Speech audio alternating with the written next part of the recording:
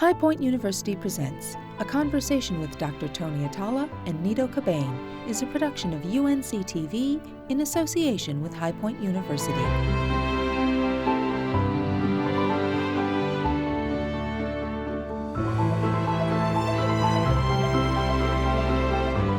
Hello, I'm Nido Cobain, president of High Point University, and I want to welcome you to this program.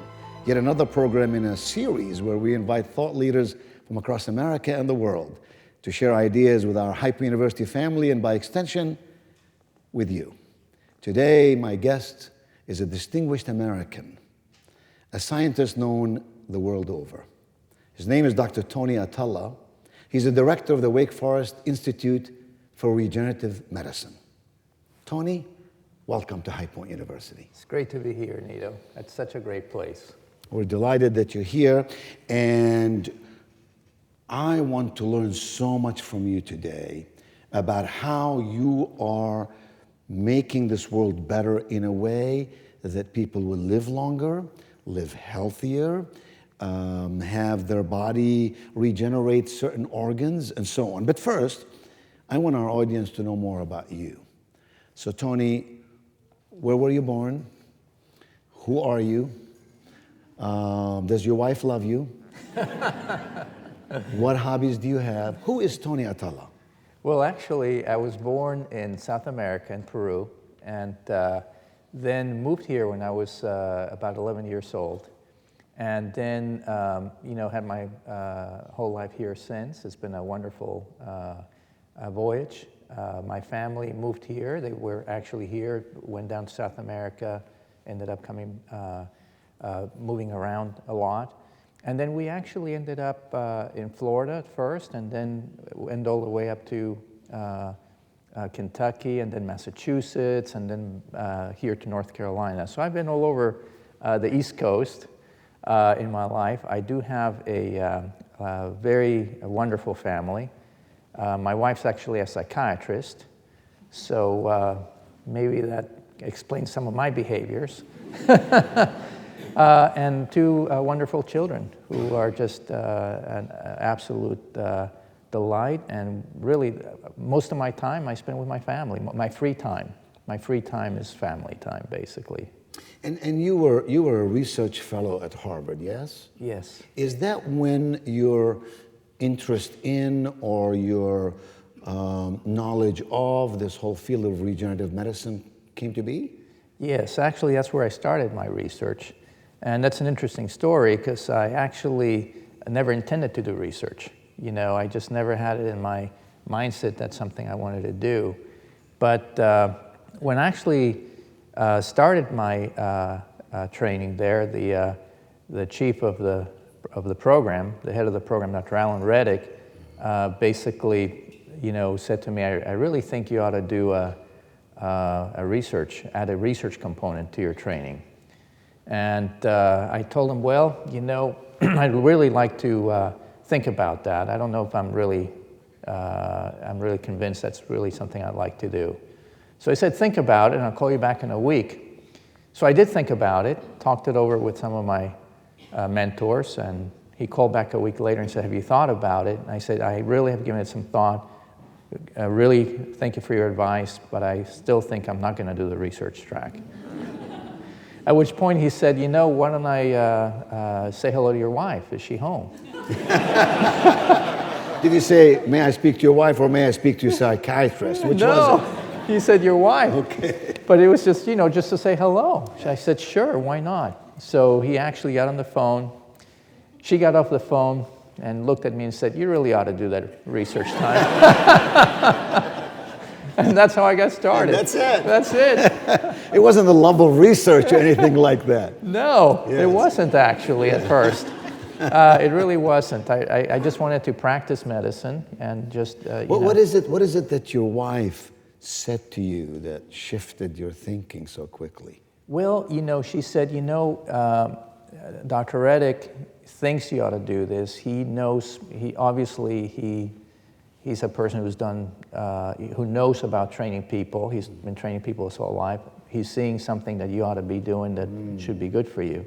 So you should go ahead and listen to him. And that's what I did. So, What does Dr. Reddick think about all of that today? oh, he's a dear friend and a mentor. In fact, he was just visiting us a few months ago as a visiting professor here, and is just a delightful individual. We really, he's like family. He must be very proud of you. So, Dr. Atala, define for someone who's watching us, who has minimal to no knowledge of what regenerative medicine is. What is it? Regenerative medicine really is a field that tries to allow your body to regenerate as best as possible. And that is by using various strategies, right? We can use materials alone to help you regenerate your body. We can use cells alone. We can use cells and materials together. The fact is that your body is constantly regenerating, right? So every 2 weeks, your skin turns over fully. So the whole surface of your skin is turned over every 2 weeks. The lining of your intestines turn over about every 7 days. So you're constantly regenerating. The bones in your body turn over about every 10 years. Your brain turns about every 20 years. What does it mean when you say your bones in your body turn over every 10 years? You don't mean all of the bone. What does that really mean to a layperson? Yeah, what that means is that whatever cell you started with, the cells that were there in that tissue are no longer there 10 years later. Or in the skin, the surface of your skin is basically gone every 2 weeks. It's a new surface. So your body's constantly regenerating. But the challenge occurs when, of course, you have disease or injury or aging as well. So any of these conditions actually lead to tissue loss and eventually could lead to tissue failure. So the question is, how can you actually stop that process?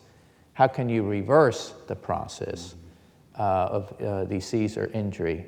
And that is what we do in this field that we call regenerative medicine. So let me quote you. You said something interesting about salamanders, I think it was. You did say something about salamanders, yes? Yes, I did. Yes, you did, yes. Yes, I think you said, well, effectively you said that if a salamander can regenerate its organs, why can't humans do that? That's correct. Is that a fair That is quote? fair. That is quote. So was that sort of an aha moment for you? Where was the aha moment? Where at what point in your career did you say, "Whoa, I feel like Archimedes. There it is. That's what it is." Was there such a moment? Well, you know, the fact is there's so many challenges, right? And there were so many challenges to actually do what we wanted to do, to actually go ahead and regenerate tissues. The very first challenge was that most cells in the human body back then could not be grown and expanded outside the body. So you just couldn't even get the cells to grow. It was a challenge. So starting with the work and saying, well, if we're going to create a tissue or an organ, we have to start by making sure we can get the cells to grow. And that was a challenge, right? We could get, people could actually harvest cells from a patient's tissue, and you could keep it alive in a culture dish for a couple of weeks, but you couldn't get the cells to expand, to replicate. And that was really one of the first things that we ended up looking at for the tissues that we were working on. And so that was a moment that was actually, when we finally were able to do that, that was actually something that we were very happy about. Certainly same thing with scaffolds and other challenges that we had to overcome over time. But really, it's not what people say, it's an aha moment like instantaneous. There are very few of those in the work that we've done. It's really more a lot of work, hard work, trying to figure out these challenges, and you fail and you try again and you fail and you try again until you finally get where you need to be. And you have, 200, 300 researchers working with you at the moment? We have about 450 researchers at the moment. All in North Carolina? Yeah, all at the Institute in North Carolina. Very impressive. Tell me if my numbers are right. My research shows that in the US, 1 million people await tissue transplant at any given moment in time, that about 130,000 people wait for an organ transplant of some sort, that roughly 18 people die each day because of some organ failure. Am I anywhere in the territory? Excellent numbers, yes, absolutely so. So it is, therefore, so imperative that this work continues because it serves humanity in a very profound way. It's a challenge, right? So the major challenge is just there are not enough tissues and organs to go around. Really, a person dies about every 30 seconds because they cannot receive a specific tissue or organ that they need. So the need is really very high. Tony, tell me about one Luke Masella. So Luke is one of our patients, one of our first patients that we did in terms of actually successfully bringing these technologies to patients. He was a young man who had he was a young man back then. He had a condition and has a condition called spina bifida, which is a condition where you're born but you have a defective spinal cord basically. And because the spinal cord's defective, it can lead to challenges. And one of the challenges has to do with poor bladder function. So he actually came in to see us at Children's Hospital at Harvard Medical School with the challenge of having a defective bladder. And they had exhausted all medical treatment. So it's really time to go through with a reconstruction. And so he entered our trials that actually had to do with engineering this specific organ. So he ended up receiving one of these organs that we had engineered in the laboratory. And? Well, Lucas is now doing very well. He's now, he finished college. He's now working full-time in Connecticut. He's a delightful individual, just a wonderful family. And he's been walking around now with this engineered organ, I believe now, certainly over 15 years. And he is one of? Yeah, one of many, actually. We've actually put in a number of engineered organs using different tissues, of course, for different types of problems in patients, but pretty much using the same strategy, which is you go to the patient, you take a very small piece of tissue, less than half the size of a postage stamp, you expand the cells outside the body, you then create a three-dimensional scaffold, you coat the cells on the scaffold, and then you actually let it cook, if you will, in this oven-like device, and then you can put that right back into the patient. Wow. You spoke at TED, and that was back in 2011. The audience was gathered to hear you talk on the extraordinary possibility of growing these organs. And to drive the scientific information home, you, Dr. Tony Atala, brought in a small visual aid, the object of intrigue, which fit delicately inside your palm, was a human kidney. Though it had the appearance of a functioning organ, shockingly, the kidney had just been made backstage using a 3D printer. What? Well, it's interesting, at that point we had already implanted tissues in patients, of other structures. Solid organs are, of course, the most complex organs. And so one of the challenges that we were facing is really how do we automate the process? Because, we were creating these organs by hand, right? We were doing all this by hand. And as you know, anytime you do anything, that you create something that's handmade, you're going to have, variability as you create them. And so that was okay to create these organs when you're actually treating small numbers of patients in clinical trials. But if you really want to expand the technology, you really need to automate it. You really need to scale it up. And that is really when we started looking at printing. This is maybe about 13, 14 years ago. We started looking at how to use just your typical desktop inkjet printer to deposit cells and to do it in a repeated motion. So really it's like the printer going through with a print head over and over the same piece of paper, but you're actually lowering the piece of paper every time, building the ink on it. So you're really printing two-dimensionally by creating three-dimensional structures. And that's really how we got started. And the concept was, can we actually, instead of making them by hand, can we print them? And of course, we've done a lot of work in that area to advance it from that time point. So where are we now? What is the give us a progress report. Where are you now? And perhaps of even greater importance, where do you think we're headed? So in terms of the printing, we started out just, as I mentioned, using your typical desktop inkjet printer to create these structures that we were working on. The challenge was, how do you actually make those structures be viable long term? And we really ended up going through about a 12-year period. After working with these desktop inkjet printers for a couple of years, we realized we really needed to build our own printers and to design them and to create these printers that would actually be entirely dedicated just to print tissues and organs. And it was really more like a 12-year body of work that actually ended up to the point that we created this printer that we now call the iTop, or the Integrated Tissue and Organ Printer. And it's really designed to print tissues and organs that can remain viable long term. So what is it you're doing this week? I'm talking to you right now.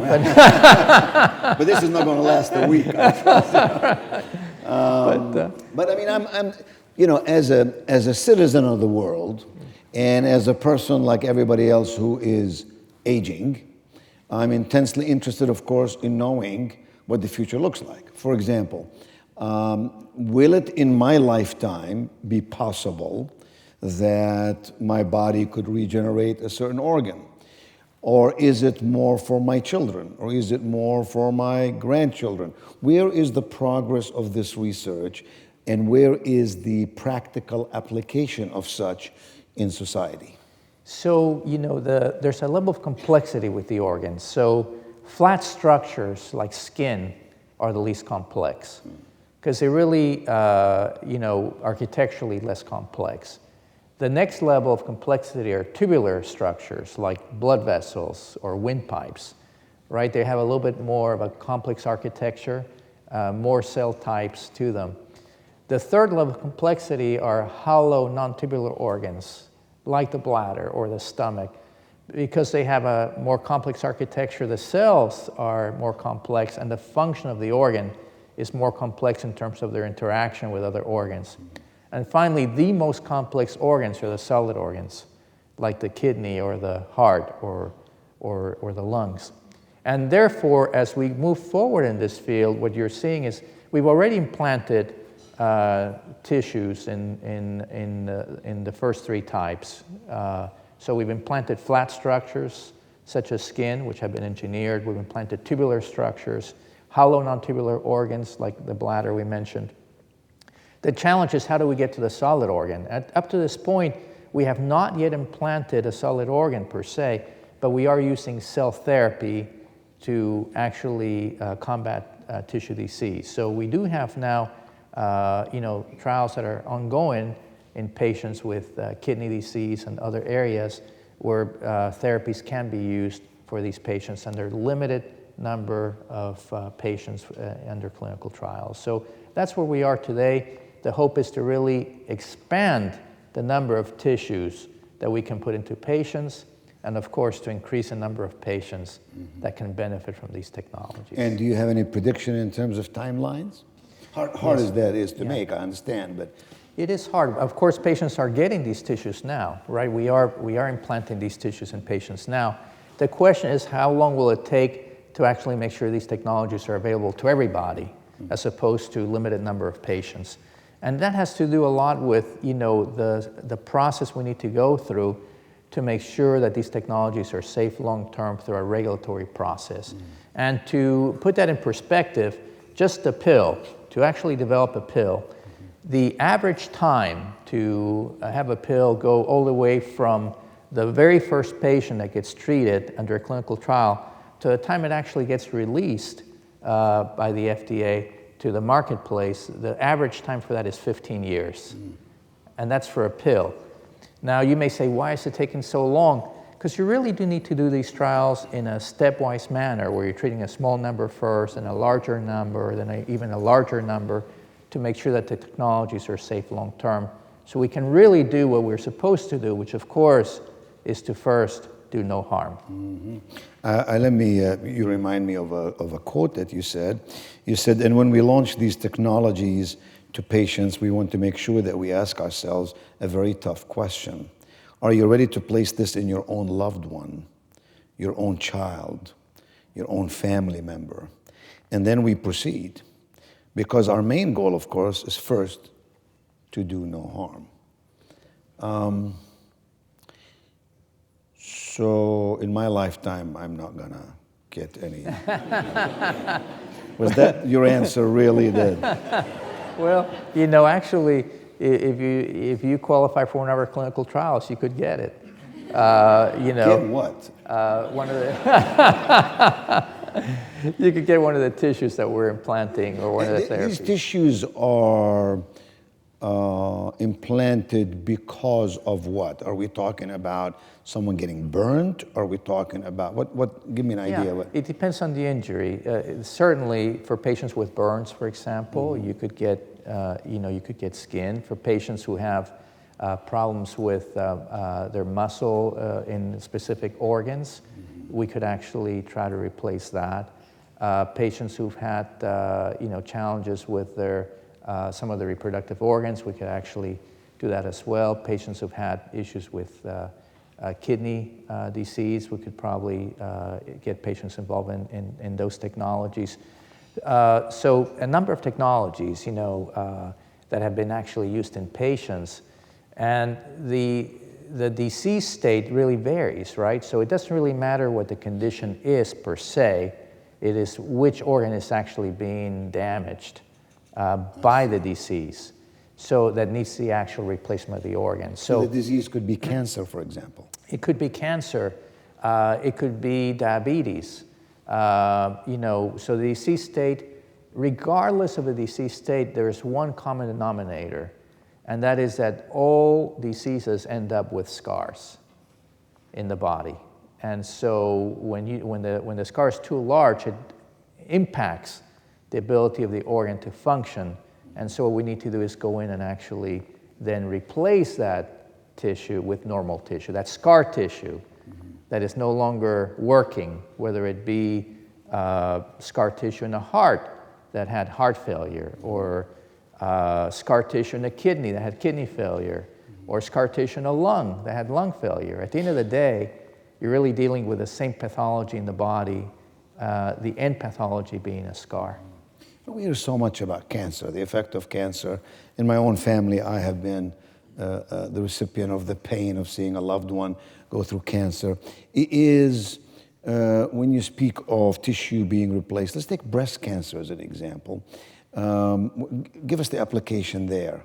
Is there one? So breast cancer is a little bit tough right now. There is no application right now in humans for breast cancer using tissue engineering techniques, because the breast is actually much more complex than you would think. It's a structure that has many different tissue types, and it's very large, so the vascularity becomes a challenge. So there's a lot of research going on right now in regenerating breast tissue using various strategies, but none have actually approached the patient yet in terms of these therapies, but I'm sure that at some point they will. And what about, you hear a lot of males who have, let's see, what is it, colon cancer and other such cancers? Yes, absolutely.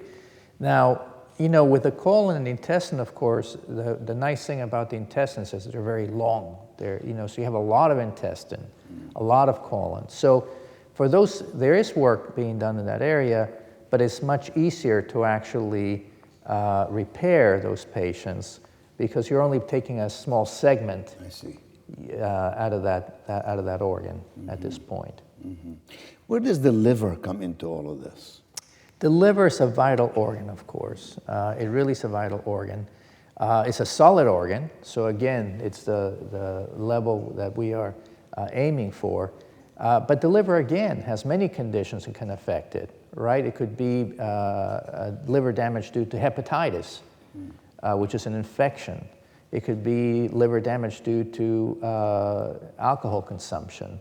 It could be liver damage due to a congenital condition, that they were born with a problem that leads to liver disease. So there are, again, many different roads that end up with a diseased organ such as the liver. And a lot of the work that we're doing in the liver is really how to actually try to replace the cells in the liver with normal cells so that they can actually be reboosted, if you will, to reboost the organ back to its normal functionality. Well, you know, when I take a word like regenerative medicine, again, from a layman's perspective, many of our viewers are going to be lay people who are listening to this, asking the question, how does this affect my life? How does it impact my quality of my life, and so on? We think of the word to regenerate as to recreate and so on. When you speak of regenerating an organ, do I take that literally, or do I take that more from an application perspective, a usefulness perspective, that this organ can remain useful, albeit you're not really completely redoing the organ? I mean, I'm seeing this picture in my mind that when you say, you know, we can regenerate a kidney, I'm seeing my body, you know, working on the inside and creating this thing like you did on the 3D printer. And I tell you, my body's not capable of anything that creative or innovative. Do you see my question? Yes, absolutely. Well, you know, the interesting thing actually is that your healing abilities are just amazing, right? The body heals in amazing ways. We really have been designed to heal very well. The challenge is when you have an injury that is past a certain point, and the body does this interesting balance with your healing. So, and you refer to an injury as an ailment. Well, not literally as an physical injury that happens by falling or by... That is correct. Yeah. And any kind of an ailment. Any kind of an ailment. Yeah. Your body really tries to regenerate. It really does. You know, for example, patients who develop type 1 diabetes, right, where their pancreas cells are not working well. The fact is that the body keeps regenerating the pancreas over and over and over again. But it basically burns out after a while, right? Because, you know, the pancreas is not really doing what it's supposed to do. But the body does have the ability to keep regenerating it. The problem is that the disease state does not allow the full regeneration. So it's the disease that does not allow the full regeneration. So another example, a baby gets a cut and it totally heals, right? An 80-year-old person also gets a cut. They totally heal. There's no difference. The body's still regenerating. It takes longer, though, the older you get. It takes a little bit longer, Yeah. but it still regenerates. Your regeneration capacity does slow down, but you do regenerate. An example I can give you is everyone, you know, cut themselves shaving, right? It bleeds like crazy, but, you know, 2 days later, there's no scar. Right? There's no scar. You buy that 99-cent from Walmart, this little white stick like this. That's right. It hides it right away. It hides it right away. Yeah.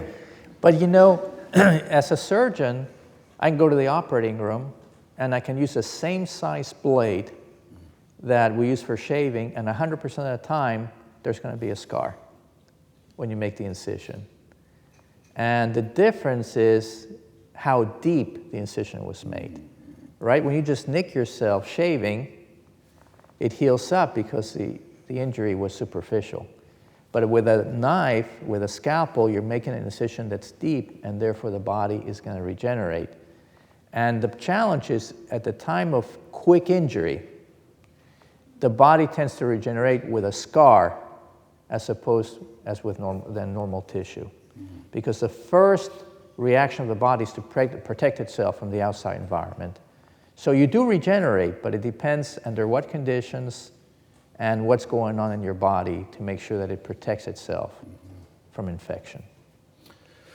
So there is no time I can go to a medical facility and say, I'd like to buy a new kidney or a new liver, or that's not really what it means to say to regenerative medicine. Yeah, well, actually, it can mean that. Hopefully, He's a flexible scientist. yeah, it can, because there's so many options, right? So the option in the future, right? The option in the future would be what kind of problem does the patient have, and what kind of disease is going on, and what is the best strategy to help that organ regenerate. So the option may be just to inject, the option may be just to use a material alone to help regeneration. The option may be to use a material and cells to help regeneration. The option may be to just use cells alone to help regeneration. The option may be to put in a new organ that you're actually creating outside the body and then putting it inside. Sort of like a heart. You hear people having a heart transplant, except they're using somebody else's heart. It's not an artificial heart. That's correct. There's these circumstances, though, and the heart's very far away, right? That's not something that's going to happen anytime soon. But there are other tissues and organs that we are creating outside the body where we engineer the organ. Not from other human beings. No, we always use the patient's own cells. That's the key. Because by using the patient's own cells, you actually are avoiding rejection. So really the strategy is you take the cells from the patient, you expand the cells outside the body, you create the three-dimensional structure, you let it cook, if you will, like the organ, and then you put that organ, that immature organ structure back into the patient. So that's actually something that has been done clinically. And certainly with a bladder, as in the case for example, with a bladder or with other organs we've put in. But the interesting thing is, under those circumstances, you're really replacing the structure with a new organ.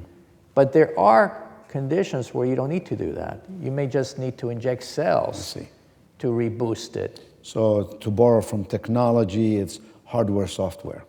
Sometimes you have to change the whole hardware, sometimes it's just what you injected with in terms of programming. Absolutely. And we're doing a lot of work right now also with inducing regeneration inside your body. So what you mentioned actually earlier, is your organ going to regenerate from the inside?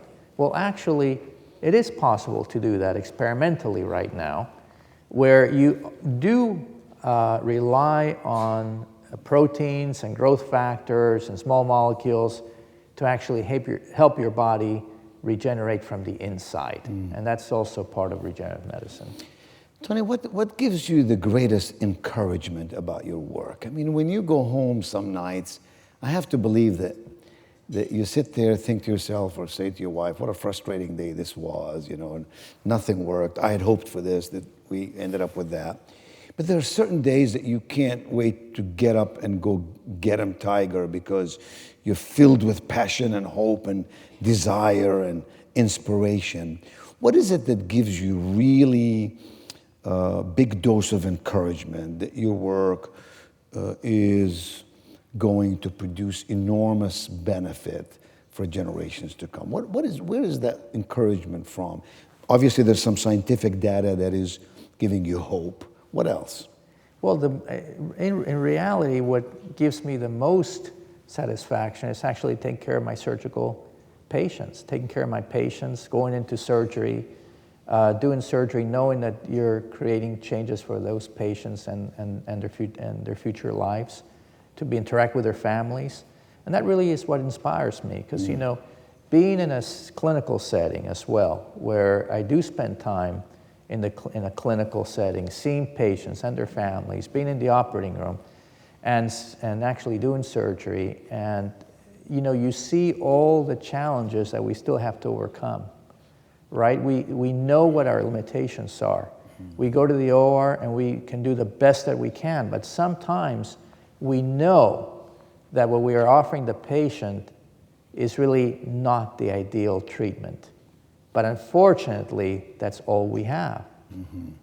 And so really there's nothing, that is more devastating when you're in the operating room than to actually know that you're doing something for that patient, but wouldn't it be great if we could actually just put in their normal tissue? And so that for me personally is an inspiration. You know, the fact is we know that tissues regenerate. We know that we can create these tissues outside the body. We know we can put them back in. The question is, how can we make sure that we do that for every possible situation? And how do you foresee that such discovery or discoveries would be affordable for the masses? That's an excellent question. And that's really part of the 3D printing strategy. Because also by creating these 3D printers to manufacture these tissues and organs, what we've basically been focused on is making sure that we can decrease the cost. We're automating the technology. We're making it more reproducible. We're scaling it up so we can create a lot of different tissues and organs at the same time. And at the same time, we can decrease the cost by doing so. So talk to us for just a second about maybe the 3 primary challenges that you face regularly in this journey, on this journey that you have embarked and that you've been quite successful and recognized so because of that. Yes, absolutely. The first challenge that we had was really just getting cells to grow. And of course now, you know, almost 3 decades later, we can get to grow most every cell type in the body from the patient's own source. But still, even today, as we speak, there's still certain tissues and organs where we cannot go to the patient, take a small piece of their tissue, and get those cells to grow and expand. What's an example of that? For example, nerves or the pancreas. In these specific organs, we still cannot go to the patient and get them to grow. So and why not?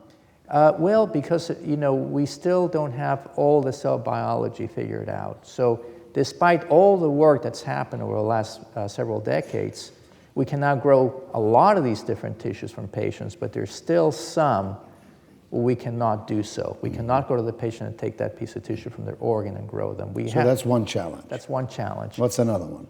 The second challenge has been basically making sure that we can create these structures so that they're well vascularized for the solid organs. That is, in fact, the major challenge right now for solid organs. What does it mean, what you just said? Exactly. I'm going to, I was going to, just about Remember, we're speaking to lay people. Exactly. I'm just about to tell you. So a solid organ has so many more cells per centimeter, so many cells per centimeter than any other tissue structures like flat or tubular or hollow non-tubular. The solid organ per centimeter has many more cells than any other tissue structures, and therefore those cells need to be well nourished. They need to stay alive, and the way they get their nourishment is through blood vessels, through this tiny network of blood vessels that basically permeates your whole body. Now, that network of blood vessels that brings nutrition, that's nourishing, that's feeding those cells, is much easier to do with flat, tubular, and hollow organs. But it is not as easy to do for solid organs because the requirements for nutrition are so much higher. So both of those things you cited are really based on science research, capacity therein or thereof. What else? Are there some external factors that are hindering your research? Funding might be an example. Access to brain trust might be an example. Willingness on the part of society might be an example. What are some of the external factors that keep you from doing what you're doing faster, better, and bring it to society in an affordable, pragmatic way? Yeah, external factors, of course, are the number one factor is funding, right? We're very lucky, we're very fortunate. We do have a lot of funding to do the things that we need to do, but it's just not enough to actually accelerate it to the pace that we would like to. Is it mostly government funding or is it Yes. private funding? It's mostly government funding. But you know, government funding comes in very small amounts, and you have to keep going back to that funding time after time. It is not unusual for us to spend 50% of our time, of any of us in our scientific team, 50% of our time is basically spent just trying to get more funding. Because you really do, you know, the funding rate from the NIH, for example, the National Institutes of Health, the chances of getting a grant are only usually averages about 10% many times. That means you have to submit 10 grants to get one if you're just with the average. So what that means, and then you're getting very small amounts of funding over a short period of time. So what happens is you end up spending half your time going after funding instead of half your time doing the work that you really need to do to accelerate. Sounds like a college president to me. So we've had a couple of NIH grants here in our School of Health Sciences, and I know exactly what you mean. Funding is always an issue, right? Yes. That's. I want to talk about you for just a second. My goodness, Tony Atala, you have won more awards. You have been written about in more scientific and non-scientific journals than, you know, practically anybody I know. Christopher Columbus Foundation Award, Smithsonian Magazine recognition, U.S. News and World Reports selected you as one of 14 pioneers of medical programs. You're executive editor of Stem Cells Journal. You've been elected to the Institute of Medicine of National Academy of Sciences. You've been listed as Time Magazine's top 10 medical breakthroughs. Where do you have the time to go and accept those awards? And where are you keeping all those awards? I'm seeing it now. The Tony Atala Museum at High Point University. Seriously, you have had, you are such, Tony, you're such a humble guy. I've known you for a long time. You always say yes to me when I ask you to come here and do something for us. I know you do that with many others. And yet you are such a celebrated human being. On merit and for good cause. And I both marvel at that and I admire deeply your achievements in that regard. How does that make you feel, and what does your wife, the psychiatrist, say about that? Actually, most of the time she doesn't even know what I'm doing. You know, actually, it's just a day's work, you know. I mean, it really is. And really, at the end of the day, the real reason I'm doing this is for our patients, you know, and to make them better. Really, that's what it's all about, is how can we get these technologies to patients and make their lives better. You know, once you know that you have a strategy that works for tissues, then what really bothers you is, why can't I work faster? Why can't I have more resources? Why can't I just get there so we can get more patients treated? And that's really the most frustrating thing. And that's really the goal, is to get them treated. I was reading in one of your writings about a partial transplant. What is that? So basically what that means is that you really, in certain areas, people think that you have to replace a whole organ, but you really don't. In fact, what happens is that nature, the way that our bodies have been designed, you really don't get into organ failure till your organ has really used up a lot of its reserve. So you can actually boost the organ. You can really boost it by giving it specific therapies. You may not need to replace the entire organ. You can actually just do a partial replacement and allow it to get back to normal.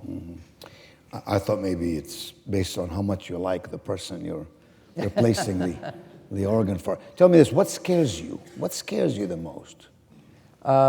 Really, I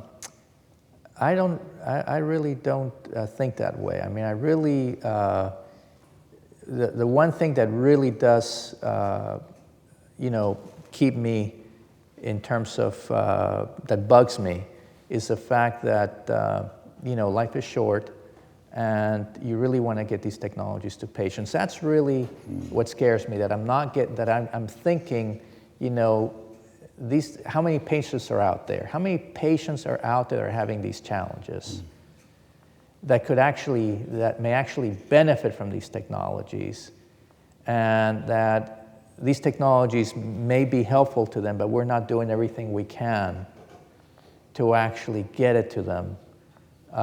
And that's really, you know, that's really what actually bugs me the most. Mm-hmm. So do you, be predictive for a moment, you suspect that logically by having these discoveries in medicine, regenerative medicine and so on, that people will not only have a better quality of life health-wise, but that they would actually extend the span of their life. Fair statement? Yes, you know, it's a fair statement in the fact that, of course, if you have a failing organ and your life is going to be shorter, it's basically just by default, right? You're going to have more medical problems. And the quality of life is going to not be as good because of that failing organ. You know, if you have kidney failure and you're in dialysis, you're basically hooked up to a dialysis machine 3 days per week, 8 hours a day. So it really affects the quality of your life. So by actually creating a therapy, a treatment that can go back into the patient and reverse that injury, then by default, you're in a way improving their quality of life and extending their lifespan as well.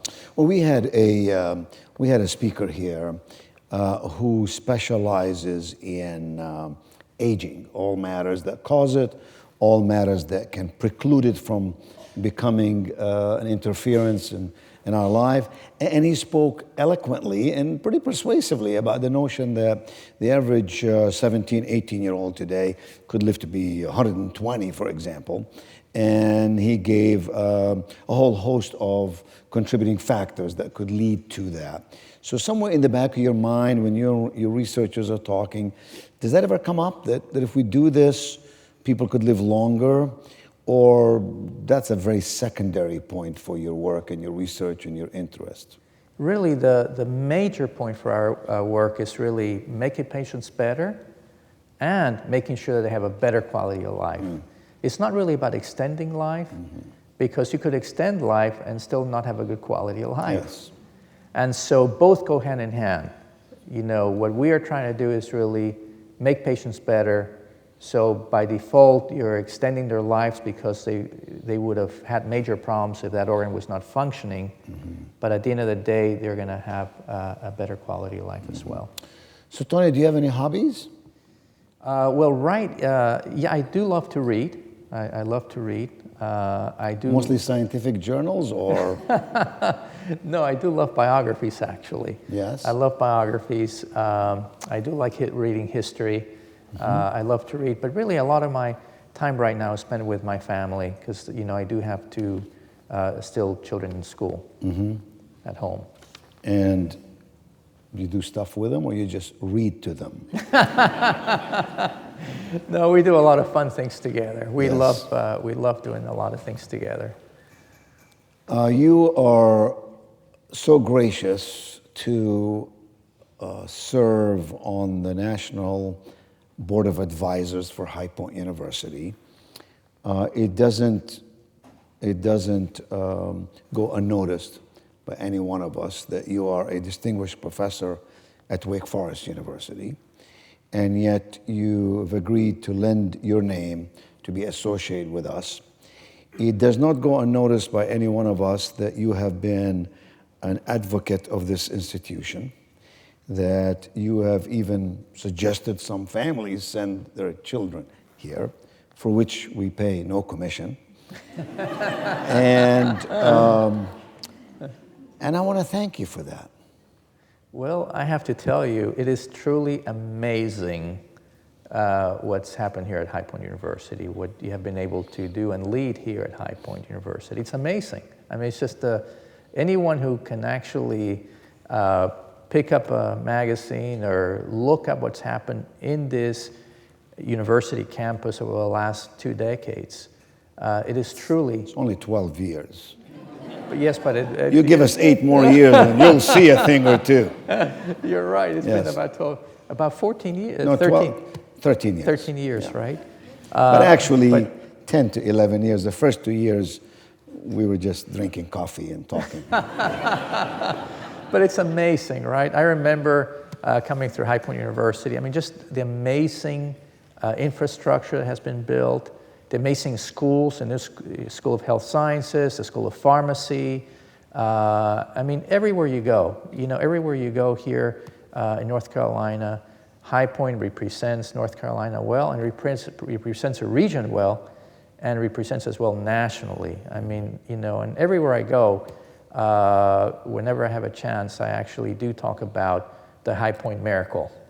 I call it the High Point Miracle, because how can you take a university like High Point and look at what it was, 14 years ago, 15 years ago, and look at it today, and there's just two totally different institutions.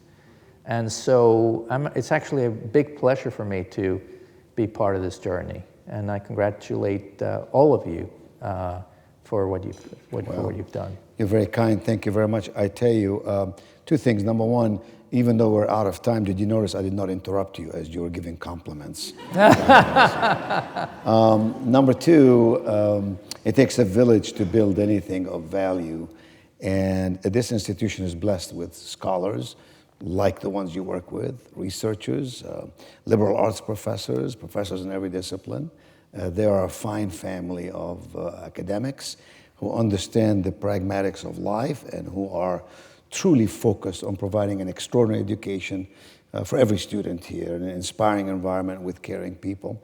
And that's why it's worked. It's worked because we believed in the American dream. We believe that if you work hard enough and smart enough, as you are doing in a special sector, significant as it is, you can make something happen. And you have to believe it. And we wrote a book, 10-year book about what we've done here, Tony, and we didn't call it the achievements of our decade. We didn't call it accomplishment. We call it faithful courage. To have faith and to have courage, which effectively and essentially is what you are doing in your work. Faithful courage that such research, such discovery can improve our world, can bring a healthier being for our citizenry, and in so doing, we can all live a better life and have both success and significance on this journey we call this earth. Tony, I want to thank you for being here and enlighten us in the way that you just did. I know our viewers love hearing you speak. And mostly, I want to express to you our gratitude, our collective gratitude, that you have dedicated your life to the betterment of humankind, and that you as a scientist have learned the skill of interpreting what you do, complex as it is, into language that the rest of us can comprehend and acknowledge that is of benefit to each of us and to all of us. Thank you for being at High Point University. May God bless you in all of your goings and all of your comings. And I look forward to inviting you again here. Keep sending us students, keep saying nice things. And when you go out to your car, you will see we took the liberty of putting a High Point University bumper sticker on the back of the car. Thank you very much for being here. You're the best of the best. That was fantastic. Thank you so much. You're the best. You're amazing. Thank you very much.